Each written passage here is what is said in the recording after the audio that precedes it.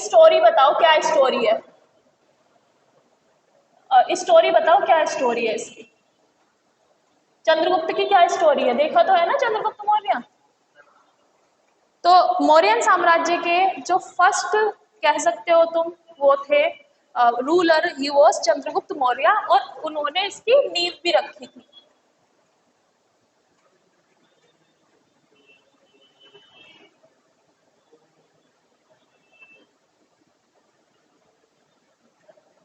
चंद्रगुप्त मौर्य, ठीक है। और कब से कब तक रूल किया था इन्होंने?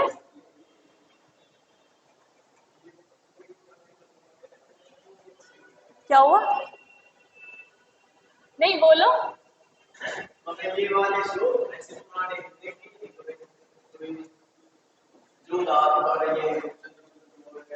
हाँ, क्यों क्यों नहीं देखते?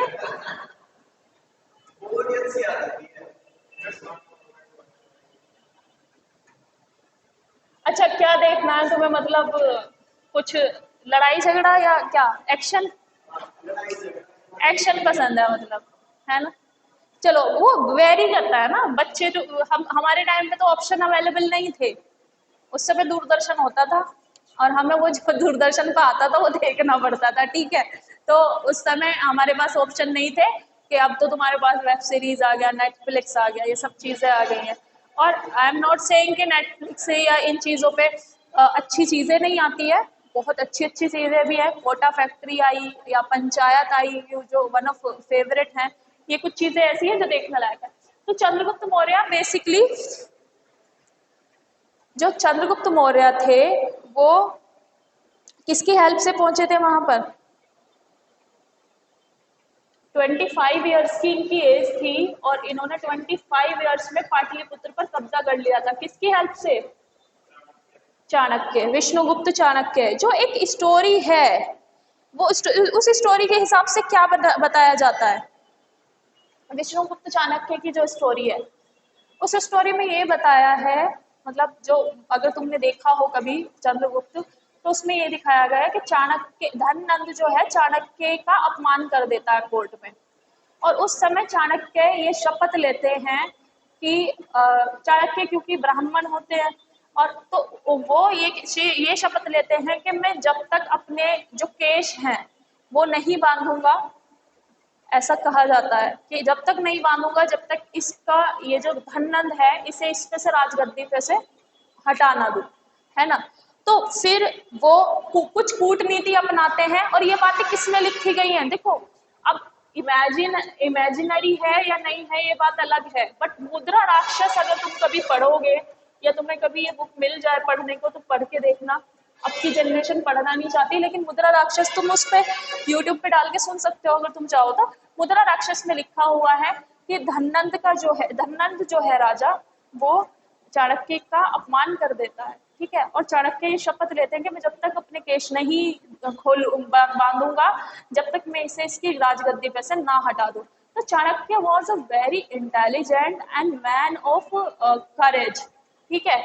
वो बाहुबल यूज नहीं करते थे, क्या यूज करते थे? अपना माइंड यूज करते थे। तो उन्होंने कूटनीति लगा के धननंद को साम्राज्य से हटा दिया, और चंद्रगुप्त मौर्य फिर राजगद्दी पे बैठे 25 वर्ष की उम्र में।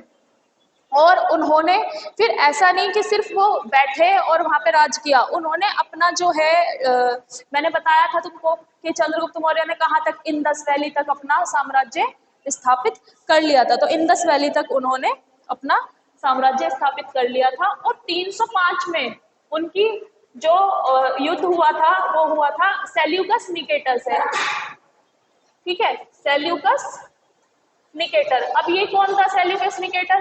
तुम्हें याद हो कि इससे पहले अलेक्जेंडर ने इन्वेजन हुआ था अलेक्जेंडर का।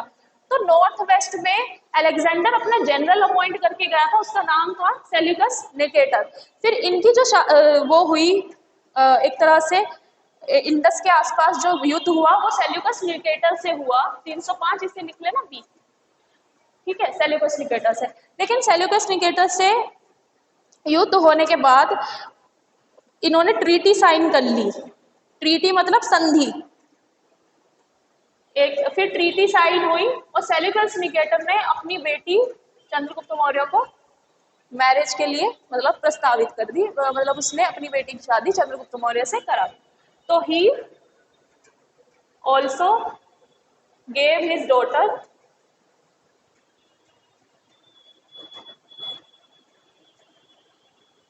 To marry Chandragupta. ठीक है, तो चंद्र एम लिख लो, CS चंद्रगुप्त मौर्य। ठीक है, तो चंद्रगुप्त मौर्य से उन्होंने उसको शादी में सेल्यूकस निकेटर ने अपनी बेटी दी।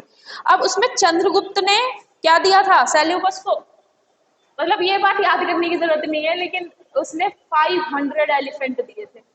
सोचो 500 एलिफेंट कितने होते हैं।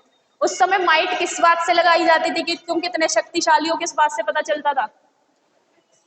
हाउ मेनी हाथी you have, how many elephants you have, मतलब कहते हैं ना कि तुम्हारे पास क्या है, ये मेरे पास हाथी है। ठीक है, तो चंद्रगुप्त मौर्य जी इनके पास हाथी थे, इन्होंने हाथी सेल्यूकस निकेटर को 500 हाथी दिए थे। ठीक है,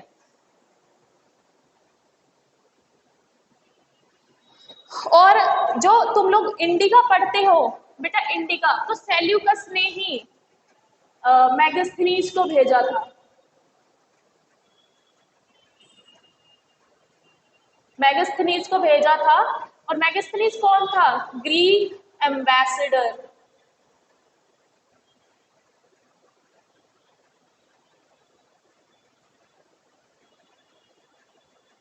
ग्रीक एम्बेसडर। ठीक है, तो इन्होंने मैगस्थनीज को भेजा था, और फिर मैगस्थनीज इनके राज्य में रहा, और उसने फिर वहां पे इंडिका लिखी चंद्रगुप्त मौर्य के बारे में।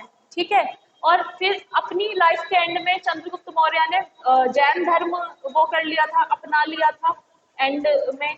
ठीक है, या यहाँ से नहीं लिख के यहाँ पे लिख लेना कि जैनिज्म अपना लिया था।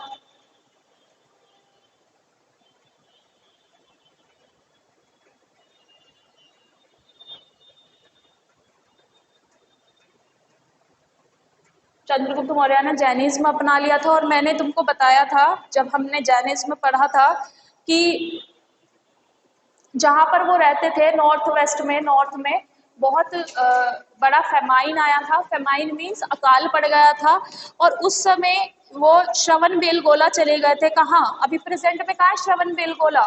मैसूर में, कर्नाटका में। तो वो जैन मॉन्क भद्रभागु के साथ श्रवण बेलगोला चले गए थे, और वहां पे उन्होंने क्या किया था, संथारा जो प्रैक्टिस होती है वो परफॉर्म की थी। संथारा मैंने बताया था तुमको, संथारा क्या होती है? वहां पे उन्होंने संथारा प्रैक्टिस की थी, मतलब स्टार्व हिमसेल्फ टू डेथ। जब तक खाना नहीं खाया, जब तक उनकी डेथ नहीं हुई। ठीक है, मीन्स संथारा ये अभी भी कहीं कहीं है प्रैक्टिस में, जैन्स में ये प्रैक्टिस में है।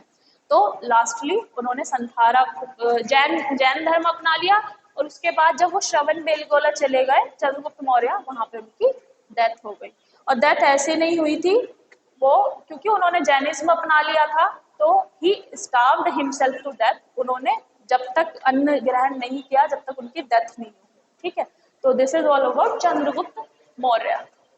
ठीक है, और इसमें जो मेन मेन चीज है बस ये याद रखना है, एक तो मुद्रा राक्षस है, ग्रीक एम्बेसडर, सेल्यूकस निकेटर याद रखना कि कौन सा था, और जैनिज्म अपनाया था, और उनकी डेथ कहाँ हुई थी? श्रवण बेलगोला में।